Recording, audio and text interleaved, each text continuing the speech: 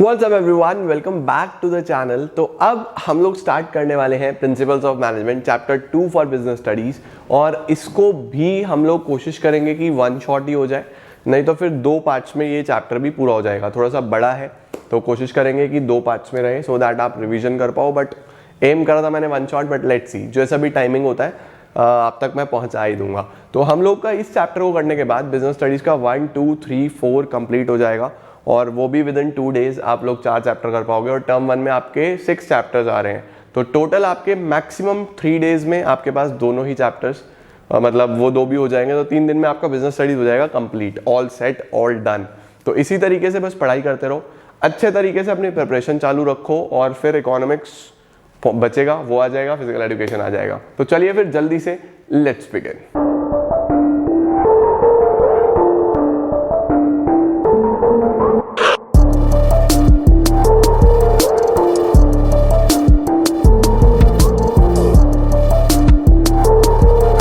तो गाइस शुरू करते हैं हम लोग। चैप्टर का नाम है प्रिंसिपल्स ऑफ मैनेजमेंट। तो देखो यार, प्रिंसिपल्स ऑफ मैनेजमेंट का मतलब आपको बेसिकली कुछ गाइडलाइंस, कुछ चीजें दी गई हैं, कुछ प्रिंसिपल्स बताई गई हैं जिनको अगर फॉलो करा जाए तो आप बहुत अच्छे मैनेजर बन सकते हो। इस चैप्टर के अंदर हम दो लोगों की बात करेंगे, हेनरी फेयोल जिनको हम लोग फादर ऑफ मैनेजमेंट भी बोलते हैं, और Frederick Winslow Taylor, FW Taylor, जिनको हम फादर ऑफ साइंटिफिक मैनेजमेंट भी बोलते हैं। तो पहले इस क्लास में हम फेयोल के बारे में डिस्कशन करेंगे, प्रिंसिपल्स के बारे में जानेंगे, और अगली क्लास में मतलब इसी के पार्ट बी में हम लोग टेलर के बारे में बातें करेंगे। तो स्टार्ट करते हैं यार फेयोल के साथ। देखो फेयोल बेसिकली एक इंजीनियरिंग ग्रेजुएट थे और अगर कहा जाए तो मैनेजमेंट थियरिस्ट भी थे, मतलब मैनेजमेंट की बहुत सारी थियरीज उन्होंने दी हैं। उनकी एक बहुत पॉपुलर बुक पब्लिश हुई है जिसको हम लोग बोलते हैं जनरल एंड इंडस्ट्रियल मैनेजमेंट। और उस किताब के साथ साथ उसमें तो उन्होंने बहुत अच्छी अच्छी चीज़ें बताई ही हैं, किताब का नाम याद रखना। और उसके साथ साथ फेयोल एक ऐसे इंसान है जिन्होंने ये बोला, पहले वो एक कंपनी में बहुत टाइम तक काम करा उन्होंने एज अ मैनेजिंग डायरेक्टर, और उस कंपनी का जो पोजीशन था वो बहुत ज़्यादा डाउनफॉल में था। But because of his principles, because of his thoughts, because of his mindset, उसने कंपनी को बहुत ऊपर लाके खड़ा कर दिया। तो यही कंट्रीब्यूशन था जिस वजह से फेयोल को फादर ऑफ मैनेजमेंट कहा गया कि इनसे अच्छा मैनेजमेंट कोई नहीं कर सकता, क्योंकि उन्होंने बहुत सारी थ्योरीज दी हैं मैनेजमेंट के ऊपर। He was the first one, वही पहले इंसान थे जिन्होंने मैनेजमेंट के 4 प्रिंसिपल्स को आइडेंटिफाई करा, प्लानिंग, ऑर्गेनाइजिंग, डायरेक्टिंग और कंट्रोलिंग। स्टाफिंग थोड़ा बाद में हुआ था, बट प्लानिंग, ऑर्गेनाइजिंग, डायरेक्टिंग और कंट्रोलिंग ही फेयोल ने आइडेंटिफाई करके दिया था। उसके साथ साथ फेयोल का जो कंट्रीब्यूशन है वो यहीं खत्म नहीं हुआ। वैसे तो न्यूमरस उनका मानना था कि बहुत सारे प्रिंसिपल्स हो सकते हैं, बट 14 मेन प्रिंसिपल्स फेयोल ने दिए थे, वो भी हम इस क्लास में पढ़ने वाले हैं। तो बेसिक चीज़ें मैंने आपको बता दी। फ्रेंच थेरिस्ट थे वो और इंजीनियरिंग बैकग्राउंड से ग्रेजुएटेड थे। कंपनी में काम करा एज अ MD, जो कंपनी खत्म होने वाली थी उसको दोबारा से स्टैंड कर दिया और काफ़ी बड़ा टर्नओवर खड़ा कर दिया उसके अंदर। प्रिंसिपल्स ऑफ मैनेजमेंट में उसका कंट्रीब्यूशन है, फादर ऑफ मैनेजमेंट उनको बोला जाता है, फादर ऑफ जनरल मैनेजमेंट भी बोलते हैं कुछ लोग। और 14 प्रिंसिपल्स हैं जो मोस्ट इंपॉर्टेंट जो यहाँ हमें पढ़नी है। फेयोल का डेट ऑफ बर्थ, टेन्योर जरूर पढ़ के जाना। फेयोल की थियरी, ये डेट्स वगैरह सिर्फ इसी चैप्टर में ये लर्न कर लेना किताब में से, NCERT से या जो भी तुम्हारे पास बुक है, ठीक है। चलो सबसे पहले प्रिंसिपल्स ऑफ मैनेजमेंट की बात करते हैं। प्रिंसिपल्स ऑफ मैनेजमेंट क्या होता है? Principles of management are general guidelines. General guidelines का मतलब कि आपको कुछ गाइडलाइंस दी गई हैं, कुछ डायरेक्शंस दिए गए हैं, कुछ चीजें बताई गई हैं जिनको अगर आप फॉलो करते हो तो ये आपको हेल्प करेंगी मैनेजरियल डिसीजन मेकिंग में और एक्शन में, मदद करेंगी डिसीजन मेकिंग, डिसीजंस लेने में और एक्शन में। एक्शन मतलब एक्ट करने में, कि किस सिचुएशन में कैसा एक्ट करना है, ठीक है। कितने प्रिंसिपल्स ऑफ मैनेजमेंट का नेचर है या प्रिंसिपल्स ऑफ मैनेजमेंट कैसे होती हैं? Number 1, universally applicable. जितनी भी प्रिंसिपल्स ऑफ मैनेजमेंट है ये सभी principles of management universally applicable होती हैं। यूनिवर्सली एप्लीकेबल का क्या मतलब हुआ कि आप जहां भी हो पूरे वर्ल्ड में, पूरे यूनिवर्स में आप उसको अप्लाई कर सकते हो।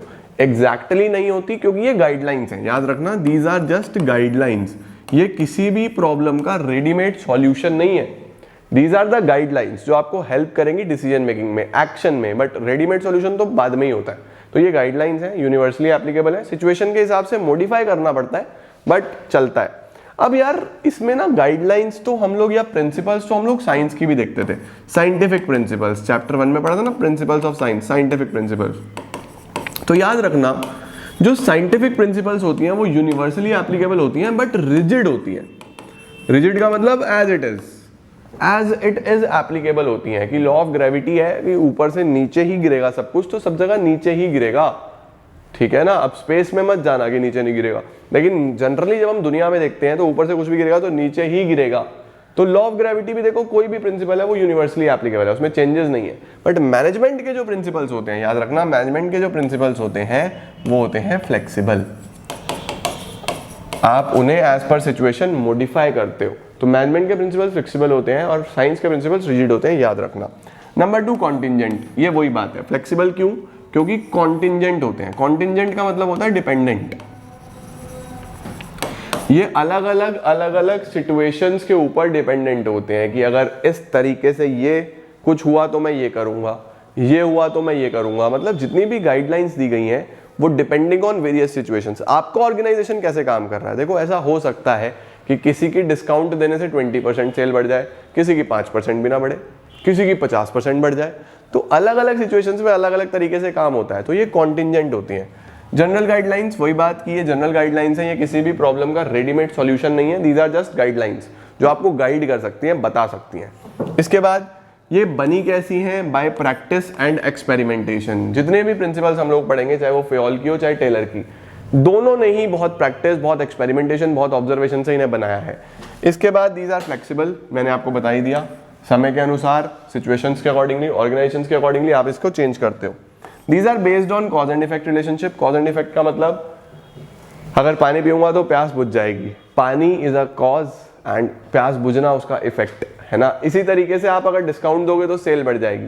तो कॉज और उसका इफेक्ट, जितने भी प्रिंसिपल्स हैं ये सभी दोनों चीजें कवर करती हैं कि अगर आप काम को बांटोगे तो स्पेशलाइजेशन आएगा। अभी पढ़ूंगा मैं डिवीजन ऑफ वर्क, ठीक है ना। अगर आप अथॉरिटी रिस्पॉन्सिबिलिटी प्रॉपर दोगे, अथॉरिटी के साथ रिस्पॉन्सिबिलिटी, रिस्पॉन्सिबिलिटी के साथ अथॉरिटी, तो आपके गोल्स अचीव होंगे। हर प्रिंसिपल कॉज और उसका इफेक्ट, ये करो तो इससे ये होगा, कॉज और इफेक्ट दोनों चीजें बताता है, ठीक है। These are mainly behavioural. Behavioural मतलब ह्यूमन बिहेवियर के साथ डील करते हैं, तो सभी प्रिंसिपल्स ह्यूमन बिहेवियर को एक्सप्लेन करती हैं। ह्यूमंस के ऊपर हैं तो ज्यादातर बिहेवियर से इन्फ्लुएंस्ड होकर बनाई गई हैं, अलग अलग चीजों को ध्यान में रखते हुए। तो ये चीजें याद रखना, universally applicable, contingent, general guideline, practice and experimentation, flexible, cause and effect और बिहेवियरल, ठीक है जी। उसके बाद क्या इंपॉर्टेंस है, क्यों जरूरी है, या इनसे हमें क्या मदद मिलती है, किस तरीके से ऑर्गेनाइजेशंस को इन प्रिंसिपल से फायदा हुआ है। सबसे पहला, it provide managers with useful insights into reality. ये मैनेजर्स को ऐसे ऐसे पॉइंट्स हैं, इतनी हेल्पफुल चीजें हैं कि वो इनसाइट्स प्रोवाइड कर रही हैं, टिप्स प्रोवाइड कर रही हैं रियल लाइफ के, रियलिटी के। आप प्रिंसिपल्स पढ़ के रियल लाइफ एक्सपीरियंसेस देख सकते हो, सीख सकते हो और अपने ऑर्गेनाइजेशन में वो गलतियां नहीं कर सकते। अभी एंटरप्रेन्योरशिप की अगर मैं बात करूं तो एक बहुत ही अलग चीज है। मतलब कि एक इंसान, पढ़ाई अपनी तरफ होती है और बिजनेस करना, पैसा कमाना एक अलग ही स्किल सेट है। तो दो अलग अलग चीजें होती हैं। और इसमें क्या होता है, ये जो प्रिंसिपल्स ऑफ मैनेजमेंट है ना, ये एक तरीके से बहुत प्रैक्टिकल अप्रोच है। मतलब ये चैप्टर तो आप पढ़ ही रहे हो, बट लाइफ में भी प्रिंसिपल्स को अप्लाई करोगे अपने बिजनेस में तो बहुत हेल्पफुल रहेगा। तो ये एक इनसाइट्स प्रोवाइड करती हैं। Number 2, optimum utilisation of resources and effective administration. Optimum utilisation of resources, आप अगर इन प्रिंसिपल्स को फॉलो करते हो तो आपके रिसोर्सेज वेस्ट नहीं होंगे और एडमिनिस्ट्रेशन अच्छा आएगा। क्योंकि हमारे पास एडमिनिस्ट्रेशन के लिए डिसिप्लिन जैसे प्रिंसिपल्स हैं जो ये बोलते हैं कि रूल्स रेगुलेशंस कैसे फॉलो करने हैं। ऑप्टिमम यूटिलाइजेशन के लिए भी बहुत सारे प्रिंसिपल्स हैं जो आपको ये बताते हैं कि रिसोर्सेज को मैक्सिमम या बेस्ट पॉसिबल मैनर में कैसे यूटिलाइज करना है। Number 3, scientific decisions. ये सभी साइंटिफिकली प्रूवन है, साइंटिफिकली बनाई गई हैं, बहुत सोच समझ के बनी है, तो ये सभी साइंटिफिक डिसीजंस आपको लेने में मदद करती हैं। Number 4, fulfilling social responsibility. इसके अंदर बहुत सारे प्रिंसिपल्स हैं जो इक्विटी की बात करती हैं। इक्विटी मतलब कि भेदभाव नहीं होना चाहिए, प्रॉपर रेम्यूनरेशन होना चाहिए। मैनेजमेंट और जो ऑर्गेनाइजेशन में वर्कर्स हैं या जो हमारा जो लोग टॉप लेवल पे हैं, मिडिल लेवल है, लोअर लेवल वर्कर्स हैं, उन सब में भी मिलके कोऑपरेशन होना चाहिए। तो बहुत सारी प्रिंसिपल्स हैं जो सोशल वेलफेयर, सोसाइटी के बारे में भी सोचती हैं। इसके साथ साथ मीटिंग चेंजिंग एनवायरमेंट रिक्वायरमेंट्स। जैसे जैसे एनवायरमेंट बदल रहा है वैसे आप खुद को भी बदल रहे हो, बदलना पड़ेगा। That is why principles are flexible. Flexible का तो मतलब ही ये होता है कि समय के साथ खुद बदला जाए, चीजों को भी बदला जाए, है ना। और ट्रेनिंग, एजुकेशन, रिसर्च के ऊपर काफी फोकस करा के ये प्रिंसिपल्स बनाए गई हैं। तो इन प्रिंसिपल्स की बात करूं तो ये सारे पॉइंट्स आ जाते हैं। ये हेल्प करती है हमें बहुत कुछ अचीव करने में, अपनी ऑर्गेनाइजेशन को आगे ले जाने में। अब आता है हमारा मेन पॉइंट कि फेयोल ने प्रिंसिपल्स दिए कितने हैं। तो देखो 12, 13, 14। देयर आर 14 प्रिंसिपल्स जो हमें किसने दिए हैं, फयोल ने दिए हैं। चलो जी, प्रिंसिपल्स को सर याद कैसे करें, तो फटाफट से याद करने का क्या टेक्निक है जी, डैड पेप्सी पीसेस रू, डैड पेप्सी पीसेस रू, डैड पेप्सी पीसेस रू, ये हमारे पास टोटल 14 प्रिंसिपल्स हैं जो दिए गए हैं फयोल के द्वारा। ऐसे ही याद कराता हूँ मैं हर बार, पहले वीडियोस जो बनाई है उसमें भी ऐसे ही याद कराया शुरू से, पहले दिन से जब से पढ़ा रहा हूँ, इतने साल हो गए तब से, बड़ी मुश्किल से मेमोरी टेक्निक ढूंढा था ये, और आज पूरे भारत में बच्चों को पता है। तो डैड पेप्सी पीसेस रू याद रखना। डी क्या है हमारे पास, डिवीजन ऑफ वर्क,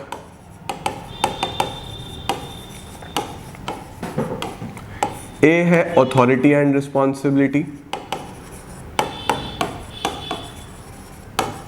और तीसरा है डिसिप्लिन। सबसे पहले 3 principles, division of work, authority, responsibility and discipline. ऐसा कुछ नहीं है कि ये इसी ऑर्डर में करना है, बट कर लो तो बढ़िया, याद रहेगा। डिवीजन ऑफ वर्क क्या होता है, देखो यार यहाँ पे सबसे बढ़िया एग्जांपल होता है बैंक का। एक बैंक में आप देखो, क्या एक बैंक में अलग अलग डिपार्टमेंट्स बने होते हैं, पैसा जमा करना है तो यहाँ करो, निकालना है तो यहाँ करो, लोन लेना है तो यहाँ जाओ, कोई प्रॉब्लम है तो वहाँ जाओ, इंटरनेट बैंकिंग है तो वहाँ जाओ, कुछ भी है, हर चीज के अलग अलग डिपार्टमेंट बनाए हुए हैं, काम बांटा हुआ है। तो बताओ क्या कस्टमर बहुत इजीली अपना काम जल्दी से करा के ले आता है?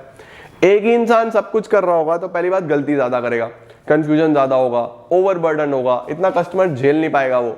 तो डिवीजन ऑफ वर्क फयोल ने बोला आप सबसे पहले करो अपने ऑर्गेनाइजेशन में। अगर आप डिवीजन ऑफ वर्क कर देते हो, पहली बात तो आपका कोई भी स्टाफ ओवरबर्डन नहीं रहेगा, दूसरी बात वो बस अपना काम कर रहा होगा। सपोज मेरा काम बैंक में सिर्फ पैसा जमा करना है, तो मैं रोज पैसे जमा करता हूँ, मेरा हाथ इतना अच्छा सेट हो जाएगा कंप्यूटर में, मैं क्विकली फटाफट सारा काम कर रहा हूँ, एफिशिएंसी आएगी। उसके साथ साथ स्पेशलाइजेशन आएगा। स्पेशलाइजेशन क्यों? क्योंकि मैं अपने काम में परफेक्ट हो जाऊंगा, और तो कुछ मैं करता ही नहीं हूँ, बैंक आके वही काम करता हूँ, तो स्पेशलाइजेशन आएगा। तो डिवीजन ऑफ वर्क से बहुत सारे बेनिफिट्स होते हैं। हमारे घरों में भी काम डिवाइडेड है, मुझे क्या करना है, मेरे पापा को क्या करना है, मम्मी को क्या करना है, भाई को क्या करना है, सब डिवाइडेड होता है, बहन को क्या करना है, एवरीथिंग इज डिवाइडेड। तो काम डिवाइड करते हैं तो ही हमारे गोल्स अचीव होते हैं। Number 2, authority and responsibility. Authority and responsibility को समझने के लिए पहले इन शब्दों का मतलब जानो। अथॉरिटी का मतलब power to take decisions, responsibility का मतलब जिम्मेदारी, obligation to perform a given task. अब आप सोचो कि आपने किसी को रिस्पॉन्सिबिलिटी दे दी, जिम्मेदारी दे दी। फयोल ने बोला कि हर ऑर्गेनाइजेशन में लोगों को रिस्पॉन्सिबिलिटी दी जाती है, बट क्या सिर्फ जिम्मेदारी देना सफिशिएंट है? क्या उन्हें उसके साथ साथ कॉरस्पॉन्डिंगली अथॉरिटी भी नहीं देनी चाहिए? अगर आप किसी को कोई काम दे रहे हो तो उसको डिसीजन मेकिंग की पावर्स तो दो। फॉर एग्जाम्पल, मैंने ये बोला कि मैं 15 दिन के लिए अपने सिटी से बाहर चला गया, तो मैंने अपने प्लेस पे एक टीचर हायर करा और मैंने उनको बोला कि प्लीज आप मेरी जगह पढ़ाओ। पढ़ाने लगे, वो पढ़ाने लगे। अब उन्होंने बोला कि सर मैंने पढ़ा तो दिया, लेकिन क्या मैं टेस्ट ले लूँ? मैंने कहा नहीं, टेस्ट लेने की अथॉरिटी नहीं है आपको, टेस्ट बस मैं लूँगा आगे, मैं चेक करूँगा। बताओ क्या बच्चे बहुत अच्छे से पढ़ पाएंगे? जब तक टेस्ट नहीं होगा उन्हें पता कैसे चलेगा? तो मैंने रिस्पॉन्सिबिलिटी तो दे दी, बट कॉरस्पॉन्डिंग अथॉरिटी नहीं दी, पावर्स नहीं दी। तो मेरा जो गोल है, जो हम चाहते हैं कि बच्चे हाई स्कोर करें, वो नहीं कर पाएंगे। तो अगर आप किसी को रिस्पॉन्सिबिलिटी दे रहे हो, फयोल ने बोला साथ साथ अथॉरिटी भी दो, तभी हो पाएगा। तो there should be a balance between authority and responsibility. Authority should match responsibility. अगर मैचिंग नहीं होगा तो दिक्कत हो जाएगी। इन दोनों में से कुछ भी कम होगा तो काम नहीं हो पाएगा। अगर आपने सिर्फ अथॉरिटी दे दी, पावर ही पावर दे दी, सामने वाला उसको मिसयूज करेगा। सिर्फ रिस्पॉन्सिबिलिटी दे दी, अथॉरिटी नहीं दी, तो गोल्स ही अचीव नहीं होंगे। ठीक है। नंबर 3 आता है डिसिप्लिन। डिसिप्लिन का मतलब एक ऑर्गेनाइजेशन में रूल्स होने चाहिए, रेगुलेशंस होने चाहिए, टाइम फ्रेम होना चाहिए, सब कुछ प्रॉपर होना चाहिए, और जो फॉलो ना करे उनके ऊपर पेनल्टीज लगाओ। तो किसी भी केस स्टडी में रूल्स की बात हो रही है, रेगुलेशंस की बात हो रही है, जो फॉलो नहीं कर रहे उनके ऊपर पेनल्टीज की बात हो रही है, तो फयोल का कौन सा प्रिंसिपल यहाँ पे बोलता है? डिसिप्लिन। डिसिप्लिन से एक तो इफेक्टिवनेस आएगा, आपका टाइम पे काम पूरा होगा। दूसरी बात, आपका ऑर्गेनाइजेशन एक वेल डिफाइंड, एक अच्छा ऑर्गेनाइजेशन दिखाई देगा। तो हमेशा याद रखेंगे कि डिवीजन ऑफ वर्क, काम बांटना, अथॉरिटी रिस्पॉन्सिबिलिटी इक्वल होना चाहिए, डिसिप्लिन में रूल्स रेगुलेशंस पेनल्टीज होनी चाहिए। ठीक है। Then we have PEPSI। P से बात करते हैं सबसे पहले, principle of order. Principle of order. E से होता है esprit de corps, esprit de corps. फिर प्रिंसिपल ऑफ इक्विटी,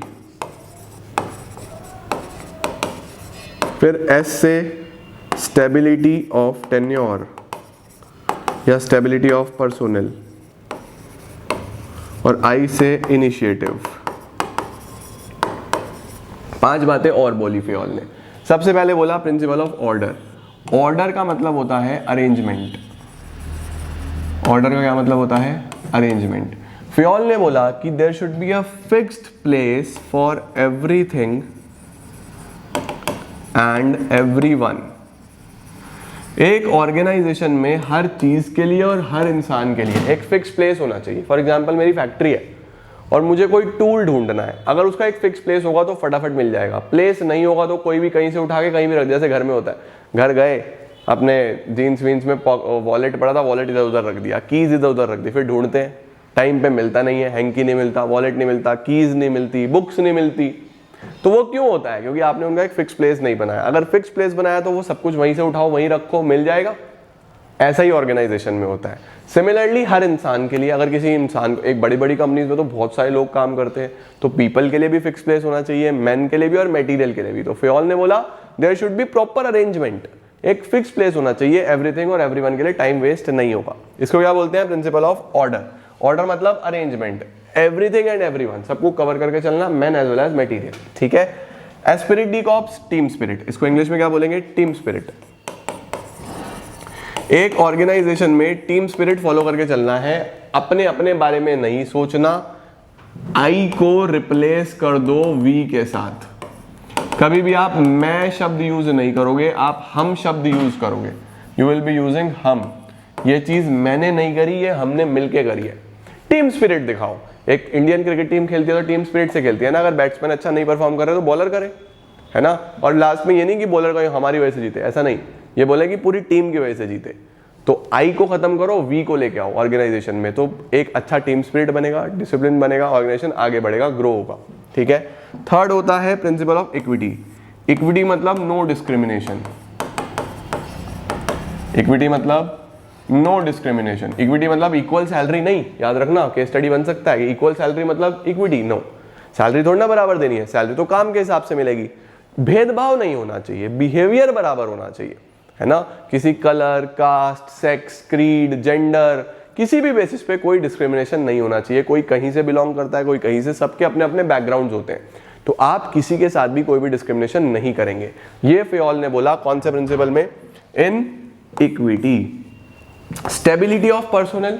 देखो पर्सोनल क्या होते हैं? जितने भी लोग ऑर्गेनाइजेशन में काम कर रहे होते हैं, दो से ज्यादा, 3, 4, 10, 20, 50 लोग जितने भी काम कर रहे हैं, आप पहले उनका सिलेक्शन बहुत सोच समझ के करो। और आपने एक बार सिलेक्शन कर लिया तो फिर उन्हें फटाफट भगाओ मत ऑर्गेनाइजेशन से, उन्हें काम करने दो, उन्हें चलने दो। तो आपके ऑर्गेनाइजेशन में जो स्टाफ है वो स्टेबल रहना चाहिए, क्योंकि अगर आप बार बार स्टाफ बदलोगे तो हर नए स्टाफ को ट्रेनिंग दो, हर नए स्टाफ को काम सिखाओ, हर नए स्टाफ को चीजें कराओ, फिर उसके बाद जो अगला आएगा वो टाइम लेगा, तो बहुत टाइम वेस्ट होगा, आपका गोल अचीव कभी भी नहीं हो पाएगा। तो आपका जो स्टाफ है वो लॉन्ग टर्म तक काम करना चाहिए, है ना। फिर उसके बाद प्रमोशन कर दो उसको, पहले नए को बुला लो, सिखा लो। तो स्टेबिलिटी होनी चाहिए। अगर फ्रीक्वेंट टर्नओवर होगा, बहुत जल्दी आप स्टाफ को बदलोगे तो काम ही नहीं हो पाएगा। तो there should be stability in your personnel, there should be stability in your staff. Time period कैसा रहना चाहिए? स्टेबल होना चाहिए। इनिशिएटिव का मतलब आप अपने हर लेवल को डिसीजन मेकिंग में इन्वॉल्व करो, हर लेवल को, चाहे वो मिडिल लेवल हो, चाहे वो लोअर लेवल हो, चाहे वो वर्कर्स हो, कोई भी हो, सबको बोलने का मौका दो और उन्हें मोटिवेट करो कि आप हमें नए आइडियाज दो, सजेशंस दो, नई नई चीजें बताओ। तो आपके पास एक तो क्रिएटिविटी आएगा, इनोवेटिव आइडियाज आएंगे, ऑर्गेनाइजेशन में ग्रोथ के चांसेस बनेंगे, आपके एम्प्लॉइज मोटिवेटेड रहेंगे, उन्हें लगेगा कि हाँ हमें भी इज्जत मिलती है, रिकॉग्निशन मिलता है। तो हमेशा इनिशिएटिव आगे चलता रहना चाहिए। इनिशिएटिव क्या है? चांस दो सामने वालों को बोलने का। ठीक है। इसके बाद आता है जी हमारे पास डैड हो गया, पेप्सी हो गया। बात करते हैं PCS। पहला P principle of scalar chain. Principle of scalar chain. C centralisation and decentralisation. Centralisation and decentralisation. और S में हमारे पास, मैंने इधर स्टेबिलिटी लिख दिया था, subordination. Subordination of individual interest to general interest. Subordination of individual interest to general interest. सबसे पहले बात करते हैं स्केलर चेन की। What is a scalar chain? Scalar chain मैं कभी भी बोलूंगा तो स्केलर चेन का मतलब होता है chain of communication, chain of command. मतलब कि फॉर एग्जाम्पल किसी को, ये सब इसका स्क्रीनशॉट ले लो अगर लेना है तो, पहले तो साथ साथ लिखा करो। हो गया, ठीक है जी। Now let's talk about scalar chain. अगर मैं बात करूं स्केलर चेन की, तो स्केलर चेन में हम लोग क्या बोलते हैं कि एक ऑर्गेनाइजेशन में जो कम्युनिकेशन है वो बहुत ज़्यादा हैफाजार्ड नहीं होनी चाहिए, इधर उधर नहीं होनी चाहिए, कम्युनिकेशन प्रॉपर होनी चाहिए। फॉर एग्जाम्पल ये बॉस है ए, इसके नीचे दो लोग काम करते हैं, एक बी और सी, इनका सेम लेवल है, ये सेम लेवल पे काम करते हैं। अब कम्युनिकेशन इनके थ्रू होनी चाहिए सारी। सपोज ए को नीचे तक कुछ पहुंचाना है तो वो बी या सी को बताए, बी के नीचे डी, सी के नीचे ई, फिर इधर एफ और इधर जी। इस तरीके से कम्युनिकेशन फ्लो करनी चाहिए। अब सपोज एफ को जी से कोई बात करनी है तो वो ऐसे जाए, इस तरीके से जाए। This should be the lines of communication, ठीक है। पूरा स्केलर चेन, एक चेन में कम्युनिकेशन होनी चाहिए। इससे क्या होगा, एक तो इनफॉर्मल कम्युनिकेशन नहीं होगी, फालतू बात नहीं होगी। दूसरी बात, अगर कोई गलती होती है तो आप उसका जो ओरिजिन है वो ढूंढ सकते हो बहुत आसानी से, कि बात शुरू कहां से हुई, कौन गलत चीजें फैला रहा है ऑर्गेनाइजेशन में, कौन सिस्टम खराब कर रहा है। तो दिस विल बी इजी अगर चीजें प्रॉपर्ली हो रही हो, एक स्केलर चेन में हो रही हो, है ना। स्केलर चेन का मतलब एक सिस्टम होना चाहिए कम्युनिकेशन का। ये नहीं कोई भी कहीं भी बात कर रहा है, कुछ भी कर रहा है। जैसे व्हाट्सएप पे होता है 50 से ज्यादा % मैसेजेस फेक होते हैं, copy paste forward to all the groups, बस हो गया शेयर, है ना। ऐसा नहीं होना चाहिए। क्या होना चाहिए, एक प्रॉपर चेन में होना चाहिए एक ऑर्गेनाइजेशन में। अब सपोज डी को ई से कोई इमरजेंसी बात करनी है, सेम लेवल पे इमरजेंसी है, तो फिर वो इस चेन को तोड़ सकता है, फिर वो डायरेक्टली इससे बात कर सकता है only in case of emergency. और इस ये जो चेन टूटी है, इस प्रोसेस को क्या बोलते हैं, गैंग प्लैंक, गैंग प्लैंक। तो अगर कोई इमरजेंसी आई है तो इमरजेंसी के केस में चेन टूट सकती है, और उसके लिए क्या वर्ड यूज होता है, गैंग प्लैंक, ठीक है। तो ये हमारे पास होता है क्या, principle of scalar chain. Centralisation and decentralisation, अगला प्रिंसिपल जो फ्योल ने दिया। सेंट्रलाइजेशन का मतलब होता है डिसीजन मेकिंग एक ही जगह से होना, सारे डिसीजन मेकिंग टॉप लेवल करें। और डिसेंट्रलाइजेशन क्या होता है, डिसेंट्रलाइजेशन होता है कि आपने डिसीजन मेकिंग बांट दी, थोड़ा सा टॉप कर रहा है, थोड़ा सा मिडल कर रहा है, थोड़ा सा लोअर कर रहा है। सेलेक्टिव डिस्पर्जल ऑफ अथॉरिटी, थोड़ा थोड़ा डिस्पर्ज हो गया, अथॉरिटी थोड़ा थोड़ा बट गया, उसको क्या बोलते हैं हम, डिसेंट्रलाइजेशन। तो व्हाट इज सेंट्रलाइजेशन? सेंट्रलाइजेशन का मतलब होता है कि अगर टॉप लेवल ही सारी डिसीजन मेकिंग करे। And what is decentralisation? Decentralisation का मतलब होता है अगर सभी लेवल डिसीजन मेकिंग कर रहे हैं। फ्योल ने बोला एक ऑर्गेनाइजेशन ना तो कंप्लीटली सेंट्रलाइज हो सकता, एक ऑर्गेनाइजेशन सेंट्रलाइज नहीं हो सकता। ऐसा नहीं हो सकता कि एक संस्था में सब कुछ ही बस सीईओ कर रहा है, वो किसी को बोलने का मौका नहीं देता, अरे भाई पागल हो जाएगा, इतना थोड़ी ना होता है।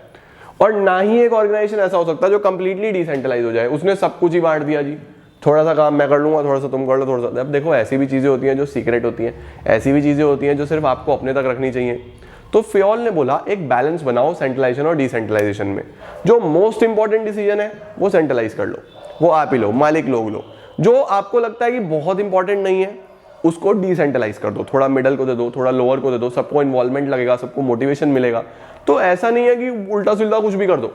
जो मोस्ट इंपॉर्टेंट है वो सेंट्रलाइज रखो, जो थोड़े से इंपॉर्टेंट कम है वो मिडल को दे दो, और कम लोअर को दे दो। मतलब एज पर क्वालिफिकेशन काम बांटो, और जो आप बांट सकते हो तो दोनों में बराबर होने चाहिए, योगदान दोनों का होना चाहिए, सेंट्रलाइज भी और डिसेंट्रलाइज भी। ना आप कंप्लीटली सेंट्रलाइज हो सकते हो, ना आप कंप्लीटली डिसेंट्रलाइज हो सकते हो, ठीक है। लास्ट आता है जी इसके अंदर subordination of individual interest to general interest.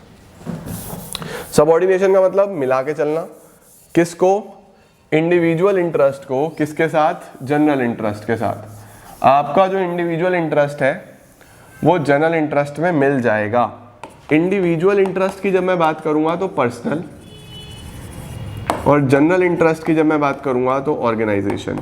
हमेशा याद रखना ये इंटरेस्ट आगे रहना चाहिए, ऑर्गेनाइजेशन का हित हमेशा आगे रहना चाहिए। सपोज आपको कोई डिसीजन लेना है, मैं मैनेजर हूं मिडिल लेवल पे, और मुझे कोई डिसीजन लेना है, मुझे लग रहा है कि यार इसमें मेरा फायदा है, मुझे बहुत पैसा बच रहा है, लेकिन ऑर्गेनाइजेशन को नुकसान होगा, organisation as a whole, organisation की इमेज खराब हो जाएगी। मेरा तो फायदा है, सपोज मैं प्रोडक्शन मैनेजर हूं, मुझे कुछ बनाना है, मुझे पता है कि रॉ मटेरियल बेकार है, लेकिन मैं बहुत सारी कमीशन बना लूंगा, मेरा फायदा हो जाएगा, जिससे रॉ मटेरियल खरीदना है वो मुझे बहुत कमीशन देगा, मेरा बहुत फायदा हो।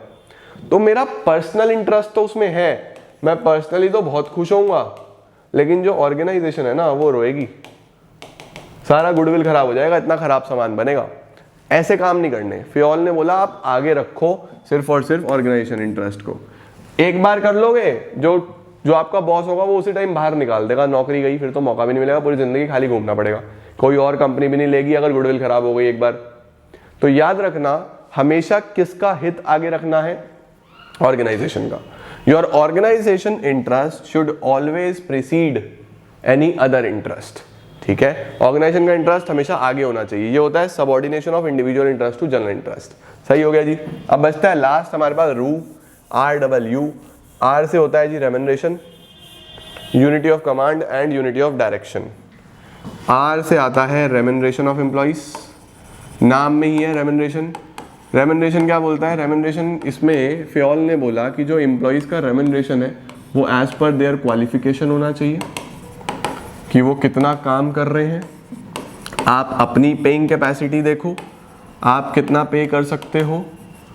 कॉम्पिटिटिव पे देखो कि आपके कॉम्पिटिटर्स कितना पे कर रहे हैं, सो दैट ऐसा ना लगे आपके एम्प्लॉइज को कि यार आप तो उन्हें पैसा ही नहीं देते हो, आप उन्हें बहुत कम पे करते हो, ऐसा नहीं लगना चाहिए। तो जो रेम्युनरेशन है of the employees should be कैसी होनी चाहिए, रेम्युनरेशन कैसी होनी चाहिए आपके एम्प्लॉइज की, it should be within your paying capacity, it should be competitive, it should be as per their qualification and work skills। काम के अनुसार, अगर कोई बहुत बढ़िया काम करता है तो उसे बहुत बढ़िया पैसा दो यार, कोई बेकार काम करता है तो बेकार पैसा दो, हो सकता है निकाल दो, ठीक ठाक करता है ठीक ठाक पैसा दो। तो ये रेम्युनरेशन होता है। सबको एक जैसा रेम्युनरेशन देने की जरूरत नहीं है। रेम्युनरेशन ऑफ एम्प्लॉइज इस तरीके से आपको डिसाइड करना है, ठीक है। फिर यूनिटी ऑफ कमांड। कमांड का मतलब ऑर्डर्स। जो ऑर्डर्स हैं वो यूनिटी होनी चाहिए, एक बॉस से आने चाहिए। Order should come from one boss. अगर एक ऑर्गेनाइजेशन में एम्प्लॉइज को ऑर्डर आते हैं अलग अलग बॉसेस से, तो एम्प्लॉइज तो कंफ्यूज हो जाएंगे किसकी सुने और किसकी ना सुने। तो ऐसा नहीं करना। जो ऑर्डर आने चाहिए it should come from only one boss. अगर दो बॉस से आएंगे, सपोज प्रोडक्शन मैनेजर कह रहा है, सेल्स मैनेजर कह रहा है कि सामान बेचो, सेल्स अपने जितने भी लोग हैं सबको कह रहा है कि बेचो और 20% का डिस्काउंट दे दो। मार्केटिंग कह रहा है कि नहीं इतना नहीं 10% ठीक रहेगा। तो अब क्या करे वो जो सेल्स पर्सन है, जो सेल्स एग्जीक्यूटिव है, सेल्स मैनेजर कह रहा है बेच दो 20% पे, मार्केटिंग कह रहा है नहीं 10% पे बेचो। कंफ्यूज हो जाएगा, समझ ही नहीं आएगा किसको फॉलो करे और किसको फॉलो ना करे। तो इस सिचुएशन में फियोल ने बोला आप कभी भी ग्रो नहीं कर पाओगे। यूनिटी ऑफ कमांड एक ऐसा प्रिंसिपल है जो ये बोलता है कि command should always come from one boss. एक ही बॉस से आनी चाहिए, ज्यादा बॉसेस से आएगी तो कुछ नहीं हो पाएगा, है ना। तो one boss, unity of command. Unity of direction, unity of direction आखिरी। डायरेक्शन का मतलब होता है बेटा जी गोल, डायरेक्शन का मतलब होता है वे, डायरेक्शन का मतलब होता है एम, डायरेक्शन का मतलब होता है प्लान। ये सभी यूनिटी में होने चाहिए। एक यूनिट का एक ही गोल होना चाहिए, चाहे कितने ही लोग काम करते हो, गोल एक ही हो। एक ही रास्ता होना चाहिए, एक ही एम होना चाहिए, एक ही प्लान होना चाहिए। ऐसा नहीं है अलग अलग डिपार्टमेंट्स अलग अलग तरीके से चल रहे हैं, कोई चाह रहा है कि सेल बढ़ा लो, कोई चाह रहा है प्रॉफिट बढ़ा लो, कोई चाह रहा है मेरा पर्सनल फायदा हो जाए। ऐसा नहीं होना चाहिए। आपकी ऑर्गेनाइजेशन का जो डायरेक्शन है वो एक ही होना चाहिए। पूरी ऑर्गेनाइजेशन के लोग एक ही डायरेक्शन में चलें, एक ही तरफ चलें। अगर मैं मेरी ऑर्गेनाइजेशन में अकाउंट्स पढ़ा रहा हूँ तो जितना अच्छा मैं पढ़ाने की कोशिश कर रहा हूँ उतना ही अच्छा BST वाले सर या मैम भी पढ़ाएं, उतना ही अच्छा इकोनॉमिक्स वाले सर या मैम भी पढ़ाएं। वो पूरी कोशिश करें अपना 100% दें। अगर सपोज मेरे बच्चे ला रहे हैं 100 में से 100 और बिजनेस जो सर पढ़ा रहे हैं मैम पढ़ा रहे हैं वो आ रही है 100 में से 80 और इकोनॉमिक्स जो सर या मैम पढ़ा रहे हैं वो आ रहे हैं 100 में से 85, कभी उससे ऊपर आए ही नहीं, तो बताओ क्या ओवरऑल बच्चों के 300 में से 300 आएंगे? नहीं आएंगे। तो हमें क्या करना है, डायरेक्शन एक ही है, सबको एक ही विजन पे, एक ही गोल पे, एक ही एम पे काम करना है कि बच्चों के 100 में से 100 ला के देने हैं तीनों मेन सब्जेक्ट्स में, तब मजा आएगा ना। तो ये यूनिटी ऑफ डायरेक्शन होता है कि डायरेक्शन, एम, विजन, गोल एक ही होना चाहिए। ये फियोल ने बोला। तो यहां पे हमारे पास टोटल 14 प्रिंसिपल्स ऑफ फियोल हमने पढ़े, जिसमें हमने शुरू करा डैड के साथ, division of work, authority, responsibility, discipline. फिर पेप्सी, उसमें पेप्सी में 2 P आ गए, ठीक है, और तीसरा पीसेस में तीसरा P आ जाता है। तो 3 principle of order, equity, principle of scalar chain, ठीक है। और esprit de corps, subordination, stability, initiative, centralisation, decentralisation, मतलब यार पूरे के पूरे 14। तुम लोग मुझे क्या, तुम्हारा पेपर है, तुम याद करो। ये सारे के सारे 14 के 14 प्रिंसिपल्स यहाँ पे हैं। 14 प्रिंसिपल्स आप लोगों को पूरे कर लेने हैं and this was all about Fayol. Principles का मीनिंग बताया मैंने आपको, साइंस के प्रिंसिपल्स और मैनेजमेंट के प्रिंसिपल्स में डिफरेंस बताया रिजिडिटी फ्लेक्सिबिलिटी के बेसिस पे। इसके साथ साथ हमने इनकी इंपॉर्टेंस पढ़ी, हमने इनके फीचर्स पढ़े और फियोल की हिस्ट्री पढ़ी, पढ़ के जाना इंपॉर्टेंट है बुक में से भी एक बार, और फियोल के प्रिंसिपल्स पढ़े। तो ये सब हमारे मैनेजमेंट प्रिंसिपल्स में फियोल के बारे में होता है। एक पार्ट और बनाऊंगा इसका, उसमें हम बात करेंगे टेलर के बारे में। तो दिस इज इट, आज के लिए इतना ही। Thank you so much.